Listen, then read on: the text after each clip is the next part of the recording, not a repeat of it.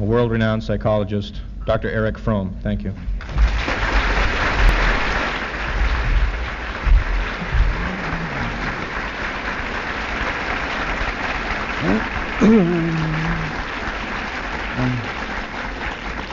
Thank you, Mr. Lawton. Speaking about the spiritual problems of affluence, we have to remind ourselves first that really we are not quite as affluent as we believe to be. The fact is that about a little over 40% of the American population has an income not higher than $3,000 a year per person or $6,000 per year per family. Well, that of course is affluent. If we compare our situation with that of India, we have about 30 times the per capita income of India and about 8 times the per capita income of Mexico. But nevertheless, we are not quite so affluent, but there's every reason to believe, unless we blow ourselves to pieces by nuclear war in the next few years, that we shall be in a few generations a truly affluent society. And then you might ask, are there any problems? Isn't that all we want? Are we not on the way to it? And what about the spiritual problems of affluence? The more the better, and we are happy.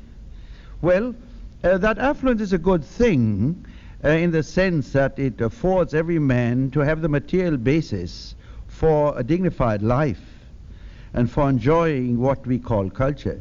That we are all agreed on, and there's no need to use time to talk about that.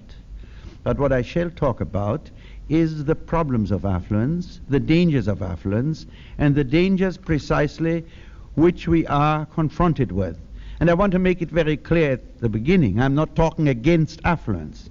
I'm talking against a certain attitude which affluence is creating, and a new type of man which comes into existence in this 20th century.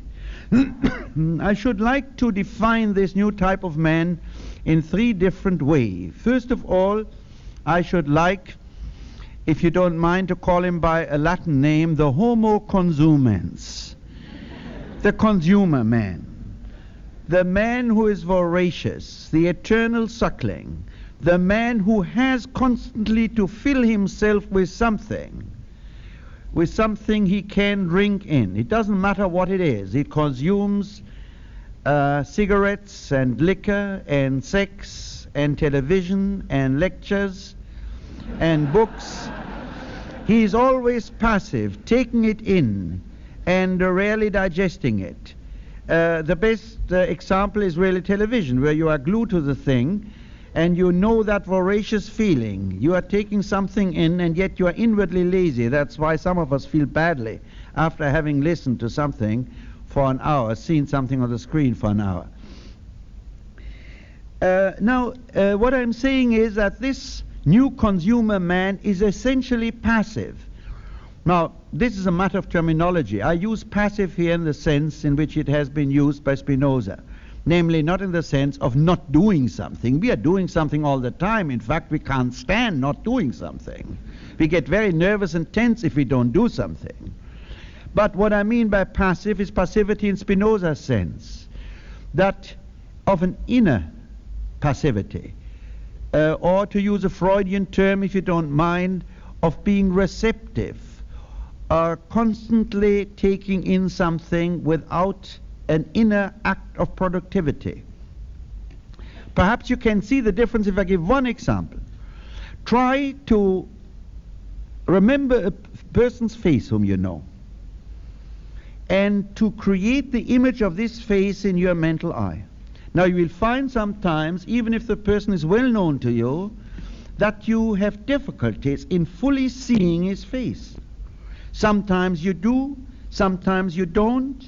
You find it difficult. You have to produce something in yourself. But if and when you do,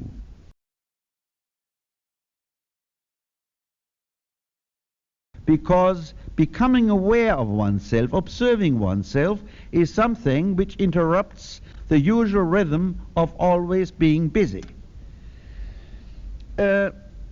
Now actually behind this front of the homo consumens, of the consumer, is a man who is anxious, alone, frightened, and somewhat depressed.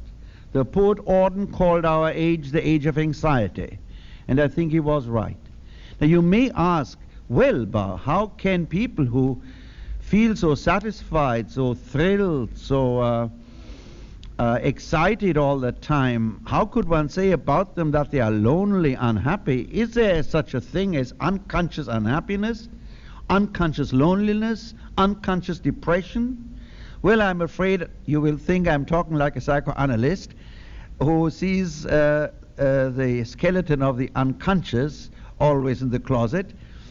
But in spite of my being a psychoanalyst, I think essentially this is a truth. This is a fact that we can be unconsciously bored, unconsciously depressed, unconsciously anxious. Let me give you one example where you can observe, maybe some of you have, this unconscious anxiety or depression behind what I call the voracious attitude. And that is in the cases of overeating or overbuying. You find often, in fact usually, that people who are compulsive eaters, and that if God doesn't give them the favor of remaining slim in spite of the eating, leads often to obesity, that such people are motivated, and you find in them, at close examination, anxiety and depression. That's just a fact. If you ask them, however, do you feel anxious and depressed, they say, no, all I want is to eat, and when I eat I feel fine.